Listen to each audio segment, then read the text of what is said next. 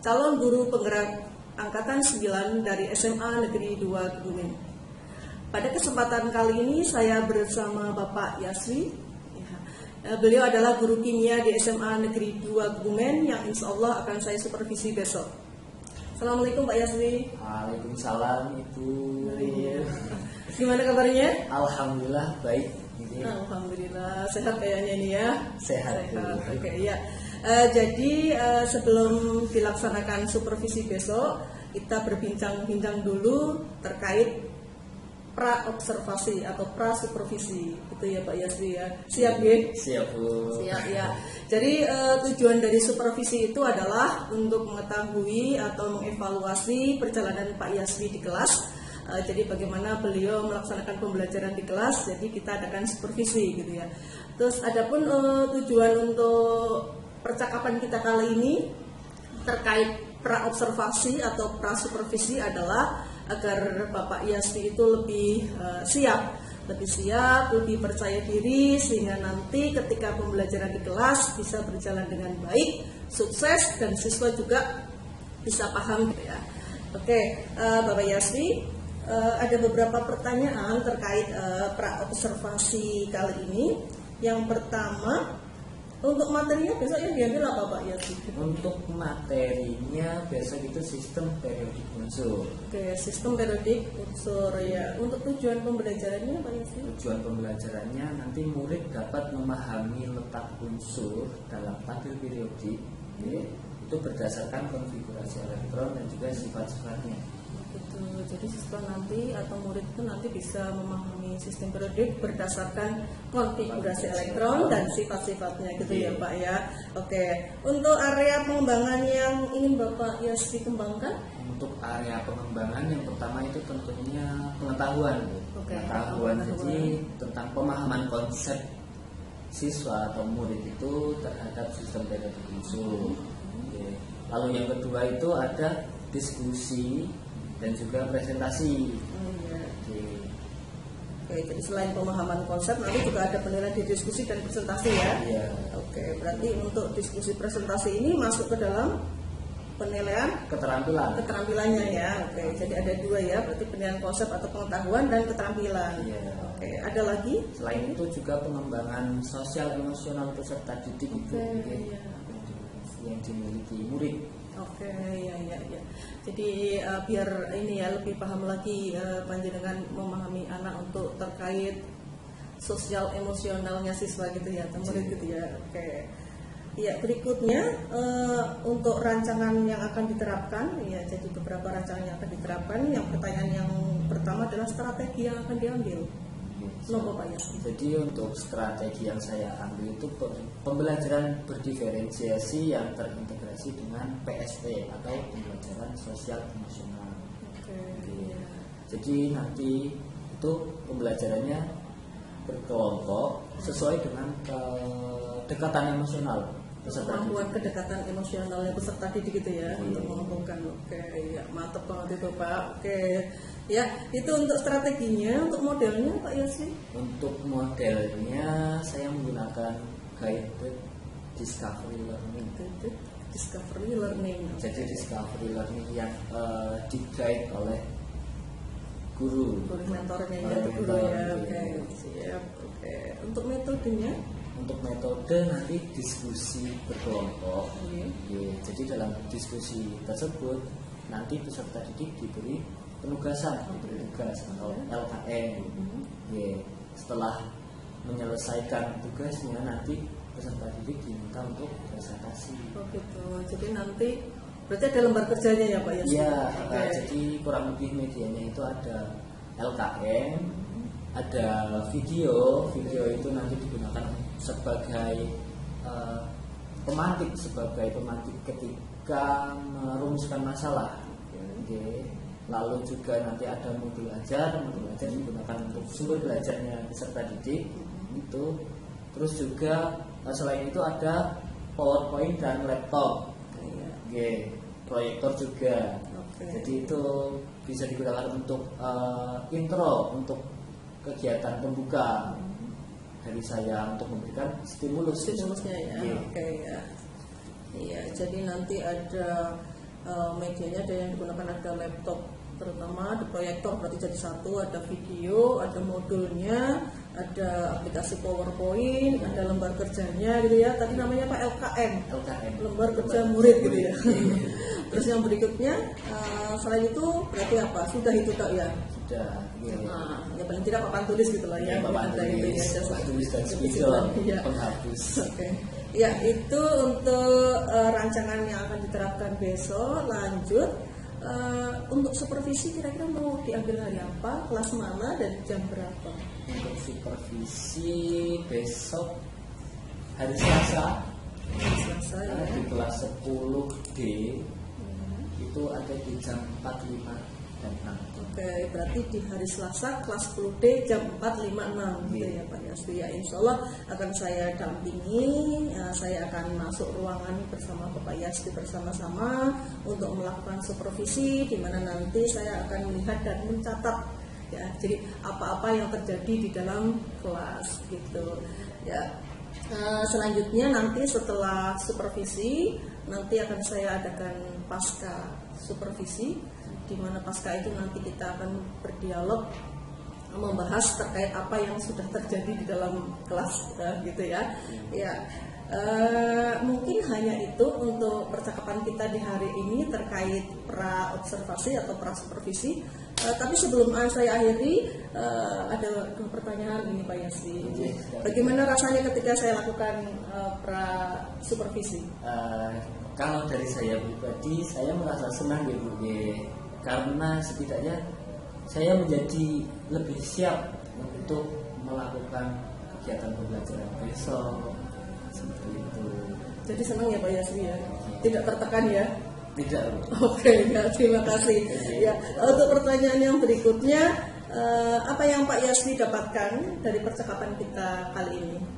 Yang saya dapatkan, saya menjadi memiliki gambaran ketika besok melakukan kegiatan pembelajaran di kelas gitu. Terus juga saya mengetahui apa saja sih yang perlu saya siapkan untuk menunjang pembelajaran besok. Oke, jadi tahu gambaran yang akan terjadi besok seperti apa, juga akan siap istilahnya menyiapkan alat-alat atau media-media yang akan digunakan, jadi akan lebih mudah lagi atau lebih tertata lagi gitu ya Pak Yasri ya. Oke ya, terima kasih sekali Pak Yasri untuk percakapan kita hari ini. Ya, sampai ketemu lagi besok ketika supervisi. Semoga perjalanan supervisi berjalan lancar, sukses untuk KPM-nya gitu ya. Lanjutnya nanti ada pasca supervisi juga.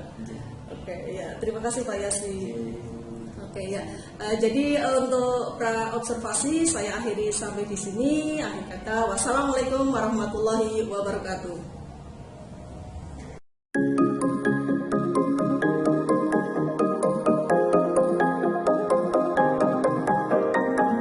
Assalamualaikum warahmatullahi wabarakatuh. Selamat pagi anak-anak. Gimana kabarnya? Baik. Oke. Sebelum kita memulai kegiatan hari ini, silakan ketua kelasnya memimpin doa terlebih dahulu. Doa mulai.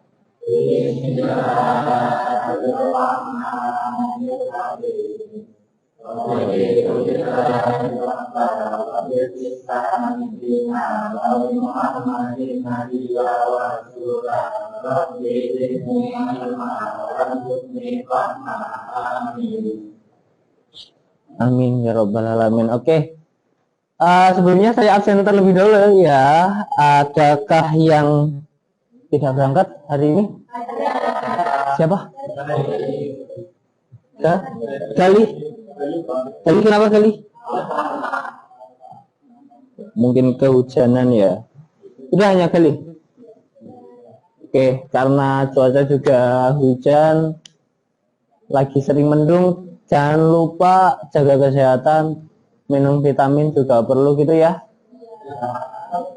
Oke.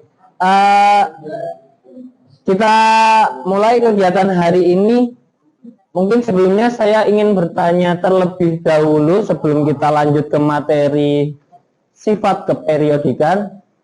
Adakah yang masih kebingungan di materi sebelumnya, bilangan kuantum dan konfigurasi elektron mekanika kuantum, adakah yang masih kesusahan? Tidak? Oke, alhamdulillah. Kalau nggak ada, kita mulai untuk masuk ke sifat keperiodikan. Oke, sebelumnya saya ingin mengingatkan lagi tentang kesepakatan kelas yang telah kita sepakati. Oke, yang pertama kira tepat waktu. Adakah yang terlambat hari ini?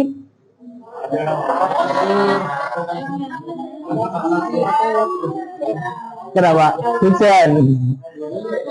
Oke, nggak apa-apa. Jadi lebih diminus lagi kira-kira gitu. Saya juga ada aplikasi cuaca gitu. Jadi perkiraan cuaca ke depan itu bagaimana. Jadi sekiranya besok hari perkiraan cuaca itu hujan, bisa disiapkan dari malamnya gitu ya.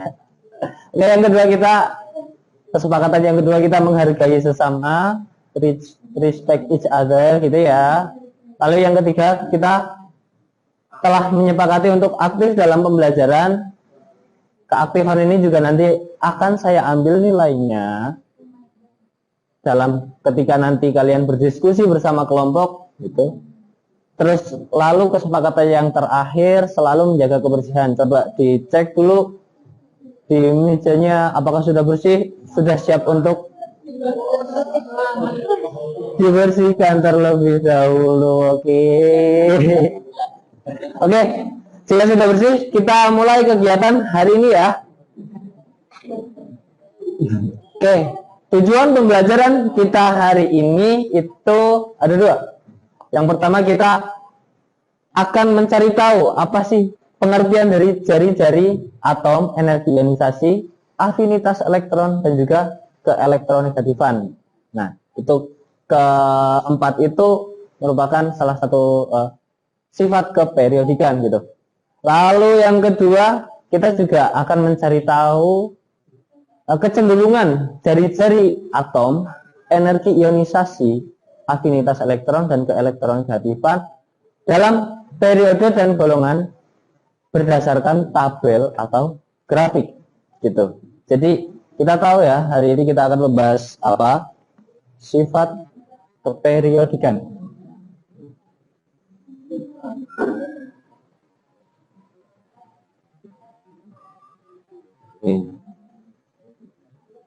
Ada jari-jari, juga ada energi ionisasi. Oke, kita bahas dua itu. Oke, yang pertama, sebelum saya memberikan penjelasan, anak-anak sudah saya minta untuk duduk berkelompok. Oke, mungkin kita punya kenyamanan dengan seseorang gitu ya, kenyamanan dengan teman untuk bercerita gitu. Tapi pada kesempatan kali ini saya minta kalian berkelompok untuk melatih ketika kita berkelompok, kita punya suatu tujuan tertentu tanpa mempertimbangkan perasaan pribadi gitu ya. Kita latih emosional kita gitu ya, sosial kita dengan orang baru gitu. Jadi saya minta untuk berkelompok. Sudah duduk berkelompok, kita nanti akan berdiskusi tentang sifat keperiodikan. Oke, coba kita perhatikan dengan seksama. Yang pertama, kita unsur-unsur dalam sistem periodik unsur itu terdiri dari dua kelompok. Nah, pernahkah kalian mendengar golongan dan periode? Di waktu awal kita membahas sejarah sistem periodik unsur itu kan ada kan golongan itu disusun yang menurun ke bawah, periode itu ke samping. Golongan itu menunjukkan apa? Elektron valensinya. Lalu kalau periode menunjukkan jumlah kulitnya, jumlah kulit terisi atau banyaknya kulit. Nah, itu sama. Oke. Dari kedua ini jadi disusun itu berdasarkan sifat-sifatnya. Nah, sifat periodik unsur itu apa sih? Sifat-sifat yang berhubungan dengan letak unsur dalam sistem periodik. Letak unsur itu ditentukan dari golongan dan juga periode tadi. Nah, sifat-sifat tersebut itu berubah dan berulang secara periodik. Jadi golongan 1 periode 2 dengan golongan 1 periode 3 itu berubah tapi berulangnya secara periodik. Nah, sifat periodik ini meliputi jari-jari atom, energi ionisasi, keelektronegatifan dan juga afinitas elektron. Nah, oke. Coba bersama kelompok kalian silakan didiskusikan. Di situ ada video, bisa untuk di-scan. Nanti setelah kalian melihat videonya dengan seksama dengan kelompok, rumuskanlah masalahnya gitu. Oke, bisa untuk dicoba dilihat videonya bersama kelompok, silahkan. Oke, baik. Setelah kalian berdiskusi, adalah yang ingin maju presentasi. Oke, ayo silakan kelompoknya baik.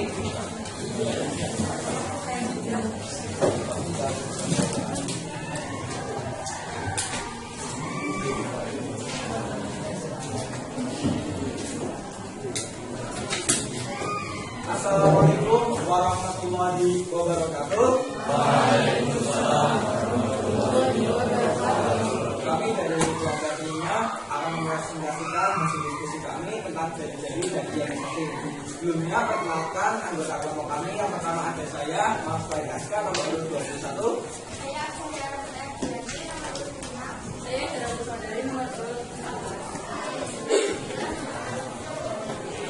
Ya, langsung saja kita menuju presentasinya. Untuk jari-jari sendiri akan dipresentasikan oleh Alamita. Untuk buka, ya, lanjut.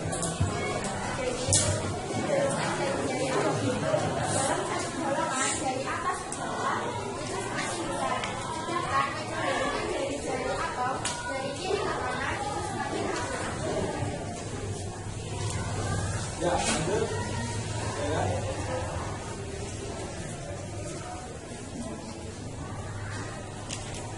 Jadi di sini saya akan menjelaskan tentang ionisasi.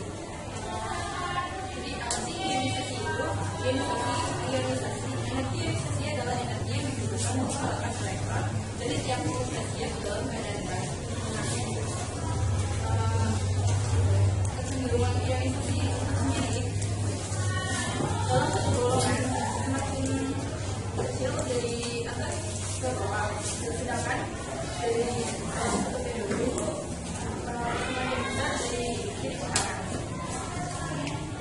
Ya, sekian presentasi dari kami.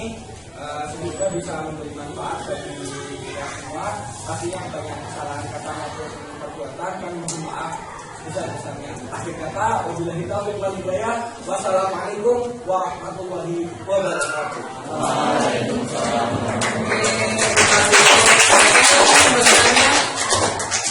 Presentasi tadi. Oke, silakan saudara. Jadi sebelumnya, izin perkenalkan diri. Nama dan saya Sarah, absen 31. Izin menanyakan mengenai jari-jari atom. Tadi kan dijelaskan bahwa semakin besar golongannya, artinya semakin ke kanan itu jari-jari atomnya semakin besar. Dan semakin besar periodenya atau semakin ke bawah itu jari-jari atom semakin kecil. Boleh disebutin nggak kenapa alasannya jari-jari atom tersebut semakin besar dan semakin kecil? Ya, terima kasih atas pertanyaannya, Rara. Dari atom dari atas ke bawah itu kan semakin besar. Itu karena dipengaruhi oleh limit elektron. Jadi semakin kecil jari-jarinya, limit elektronnya semakin besar. Jadi itulah daya tarik elektron.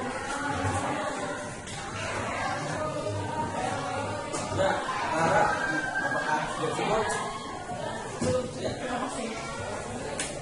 Oke, tepuk tangan dulu untuk Sarah dan juga kelompok Tuna ya. kembali ke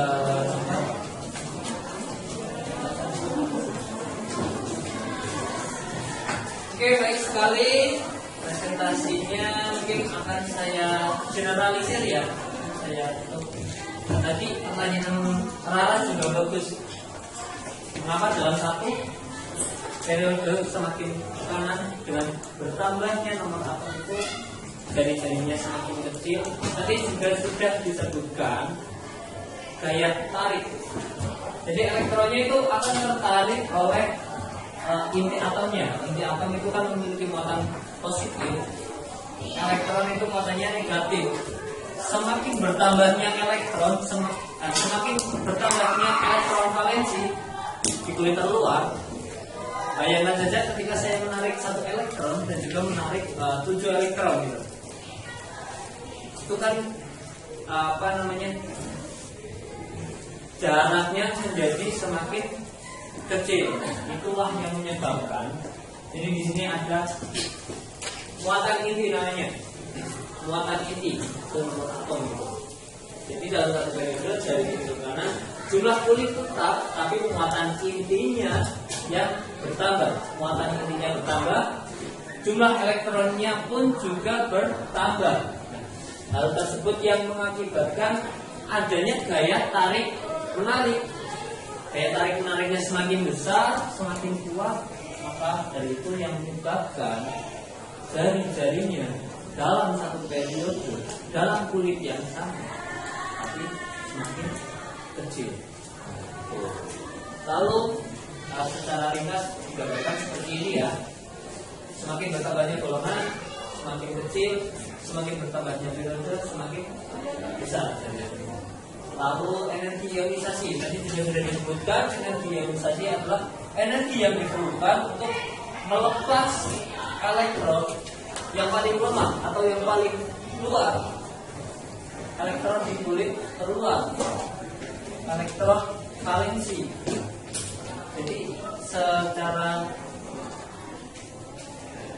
garis besar dalam satu golongan semakin ke bawah itu energi ionisasinya semakin kecil, semakin ke bawah energi ionisasinya semakin kecil. Itu dikarenakan masih ada hubungannya dengan gaya tarik tadi. Semakin bertambahnya jari-jari, interaksi antara elektron yang paling lemah, elektron terluar dengan inti atomnya itu semakin kecil. Maka dari itu untuk terlepas itu lebih mudah, butuh energi yang lebih kecil. Lalu dalam satu periode pun juga sama. Dalam satu periode semakin bertambahnya nomor atom, semakin kuat gaya tarik, semakin kecil jari-jarinya, semakin butuh energi ketika untuk terlepas. Jadi kurang lebih ya hampir sama lah gitu kayak hubungan kalian gitu ya. LDR jaraknya jauh, putus gampang. Tadi baru. Oke gitu ya, kurang lebih pelajaran hari ini. Ada yang ingin ditanyakan terlebih dahulu? Nah, kurang lebih seperti ini gambaran secara umumnya. Semakin bertambah golongan itu semakin besar, semakin bertambahnya periode semakin kecil. Oke. Jika tidak ada yang ingin ditanyakan, kita bisa untuk kuis terlebih dahulu untuk mengetahui sejauh mana pemahaman kalian. Oke ya, bisa di-share terlebih dahulu, lalu di ya,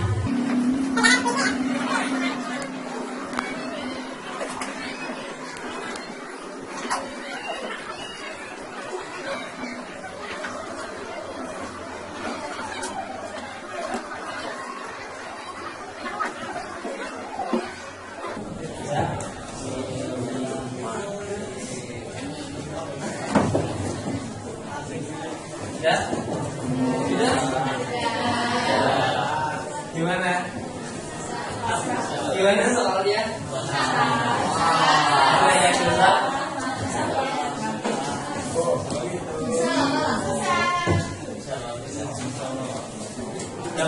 berapa? 7. Wah, itu saya dapat 9.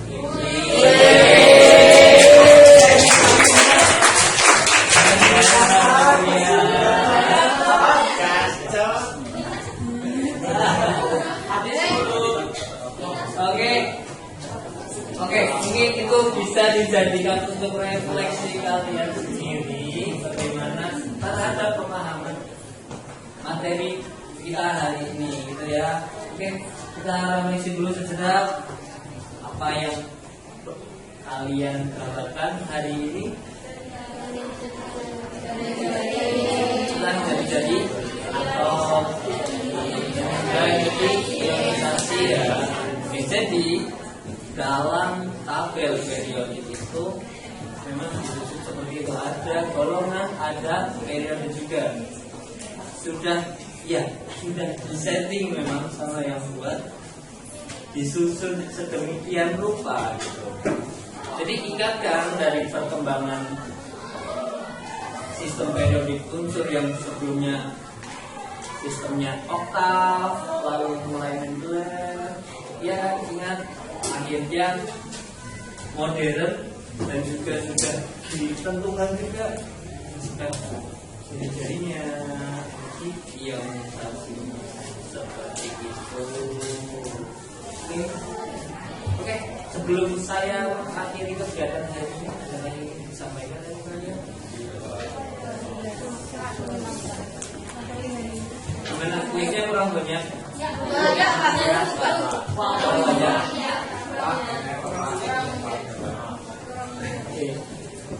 Gimana rasanya berdiskusi dengan teman? Gitu. Latihan lagi cara berkomunikasi ya. Diskusi itu menyalurkan apa yang kita pikirkan, bukan? Iya gitu. Ya, banyak baca, banyak refleksi juga. Gitu ya. Oke. Mungkin itu saja yang dapat saya sampaikan pada pembelajaran hari ini. Kurang lebihnya saya mohon maaf. Kalau boleh saya, Waalaikumsalam warahmatullahi wabarakatuh.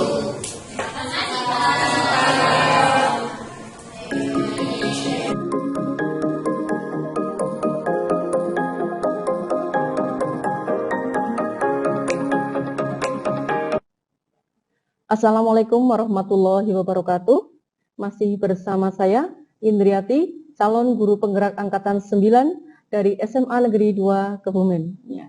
Kali ini saya masih bersama Bapak Yaswi, ya. Jadi guru mata pelajaran kimia di SMA Negeri 2 Kebumen yang kebetulan kemarin baru saya observasi. Assalamualaikum Pak Yaswi. Waalaikumsalam Ibu. Gimana kabarnya? Alhamdulillah baik. Alhamdulillah sehat, semangat terus ya. Iya, harus semangat Bu. Oke, ya. Ya. Jadi untuk kali ini Pak Yaswi kita melanjutkan tahap coaching kemarin.